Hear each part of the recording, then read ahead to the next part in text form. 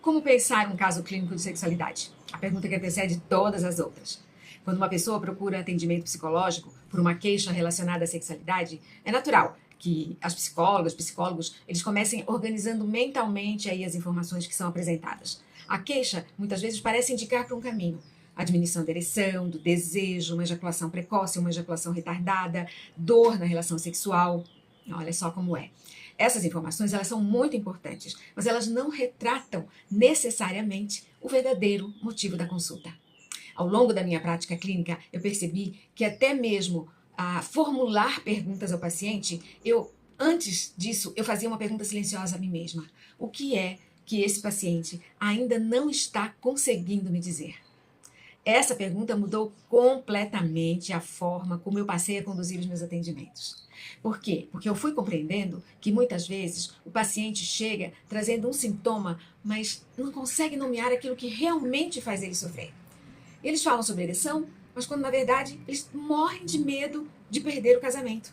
Outros descrevem uma dificuldade de desejo, mas na verdade eles estão carregados de vergonha, às vezes culpa, ressentimentos, as coisas antigas, remoendo coisas antigas. Então aqueles que atribuem o sofrimento ao desempenho sexual, quando na verdade o que está em jogo é uma profunda crise de identidade, uma sensação de fracasso, de medo de não serem desejados, é aí o pulo do gato. O sintoma é a porta de entrada, mas raramente ele é a história completa. Por isso, antes de investigar a função sexual, eu procuro compreender a dor. Eu sempre paro e pergunto para mim mesma: qual é o tamanho do sofrimento desse paciente? Qual é o impasse que ele está vivendo e ele não está conseguindo nomear? Por que ele consegue falar da ereção, mas não consegue falar da tristeza que ele está sentindo? Por que ele consegue descrever o desempenho, mas ele evita falar do seu relacionamento, por exemplo? Essas perguntas silenciosas, elas orientam toda a minha escuta. Meu objetivo não é fazer o paciente responder um checklist, um roteiro de perguntas. Meu objetivo é criar um espaço suficientemente seguro para que ele consiga dizer aquilo que até então nem ele mesmo conseguiu organizar em palavras ou nomear.